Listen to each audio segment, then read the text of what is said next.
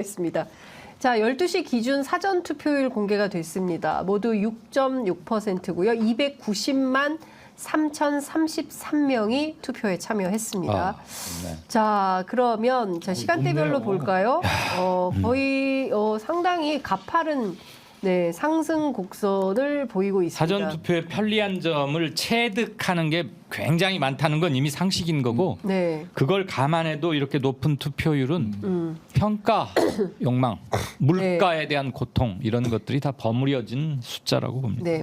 지역별로 보겠습니다. 전남이 10.9%. 네. 네, 최고치. 전남 전북은 원래 항상 1, 2위를 다퉈요. 네. 사전 투표. 네. 그리고 광주가 8.2, 대구가 제일 낮습니다. 5%고요. 서울도 6.5%를 넘었습니다. 대체로 광주가 8.2, 전북이 9.4. 뭐 오후 들어서 조금 더 늘어나는 이런 추세가 아닌가 싶습니다. 그 모든 투표에 네. 두 번의 피크가 있어요. 오전 10시에서 10시 반 사이가 한 번 높고 그다음에 네. 오후 4시에서 5시 사이가 또 한 번 높습니다. 네.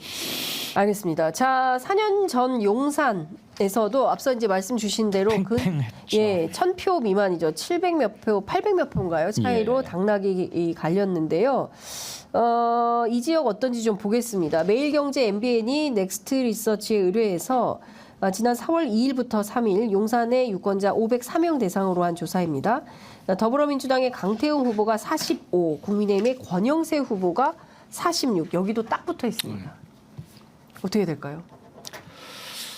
뭐 먼저 말씀하세요. 용산 선거구를 보면 보수 정당의 후보가 이긴 적이 여러 차례 있고, 그리고 용산은 사실은 대표적으로 서울 시내에 있는 여러 지역 중에 뭐 10년 후에는 정말 강남을 완전히 대체한다, 아니면 서울의 가장 부촌이 될 거라고 예상하는 사람들이 많을 정도로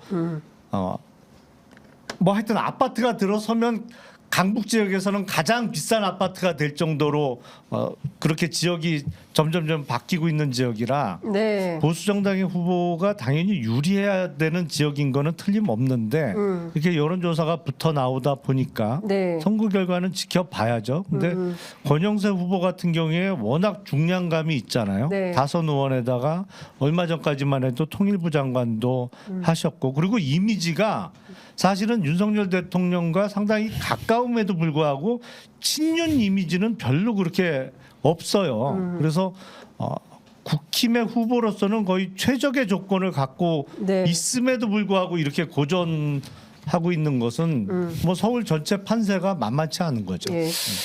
대체로 동의하고 한 말씀만 짧게 드리면 과거의 거물들 항상 총선은 거물들의 누군가가 면면이 바뀌는 네. 그래서 그 선거의 특징을 포착해낼 수 있는 게 몇 있는데 지금 거물 할 때는 거대할 때 할 거자예요. 네. 거물이 갈 거자 거물로 바뀌는 게 늘 총선인데 요번에 네. 권영세 그러면은 이전 보수 정권에서도 주도적으로 참여했던 사람이고 인지도 그러니까 여러 말이 별 필요 없는 네. 수식어가 필요 없는 사람이에요. 국회의원은 두 종류가 있어요. 기자들이 찾는 국회의원이 있고 네. 기자들을 찾는 국회의원이 있어요. 권영세는 두말할 필요 없이 전자였습니다. 네. 그런데 지난번에도 힘겨운 승부를 벌이긴 했지만 요번에 이렇게 더군다나 용산의 대통령실이 온 뒤로 맞습니다. 용산 선거구의 정치적 성격이나 체급은 좀 커진 걸 감안하면 이렇게 고전하고 있다는 것은 선거 결과에 관계없이 거대할 거물이 갈 것자 거물로 바뀌는 선거구 중에 하나일 가능성이 높다고 저는 봅니다. 네. 지금 뭐 많은 분들이 어떤 조사인지 궁금해 하시는데요. 저희가 인용하는 조사는 깜깜이 기간 직전에 가장 마지막에 발표된 여론조사를 설명해 드리는 것입니다. 그러니까 저희가 막 임의대로 샘플링을 하는 게 아니고요. 여론 M이라는 창에 들어가시면 거기에 이제 쭉 여론조사 데이터들이 쌓이는데요. 그 중에서 가장 최근 데이터를 여러분들께 선거법상 공표가 가능한 것들이죠. 그렇습니다. 선거법상 공표가 가능하고 가장 최근의 데이터 여론조사 내용을 설명해 드리고 있다는 점을 말씀드립니다. 이재명 대표가 부산에서 어제 장해찬 후보하고 막 이런 모습을 보고 네.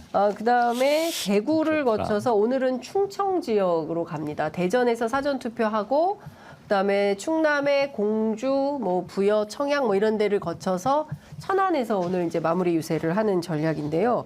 충청 판세는 어떻게 봐야 됩니까? 충청에 모두 28석이 걸려 있습니다. 28석이고 지금 여당이 8개 갖고 있죠 아마. 네.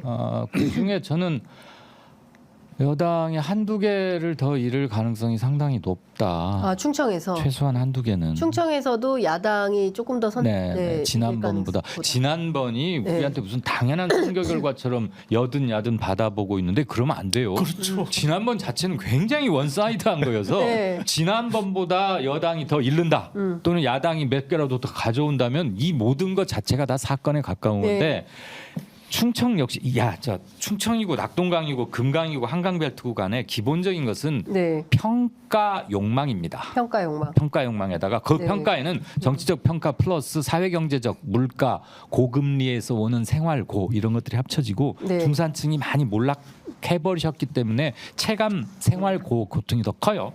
그런데 충청이 별로 좋지 않아요. 지금 붙어있는 데가 몇 군데 있긴 네. 한데 여당으로서는 아마 시간이 많이 원망스럽다고 할 수 있겠죠. 시간이 더 있으면 좀 해볼 수 있는 게 왜냐하면 결집의 속도는 지금 보수 쪽이 좀 더 강하다고 저는 촉지합니다. 네. 보수층이 지금 결집의 강도랄까. 그러니까 제가 물론 얼마 이런 전- 말이 자극이 돼서 예. 저쪽에 계신 분들도 야 우리도 결집하자 이게 다 서로 왔다 갔다 작용 반작용하는 교호 작용이겠지만 네. 보름 가까이 계속 수세에 몰리면서 야 이러다가 우리가 크게 지나봐 저쪽에서는 심지어 뭐 100, 200 막 이런 말도 나와 그러니까 네. 결집할 필요성, 결집의 동의는 보수 그룹 쪽에 좀 더 많았던 건 사실이죠. 네.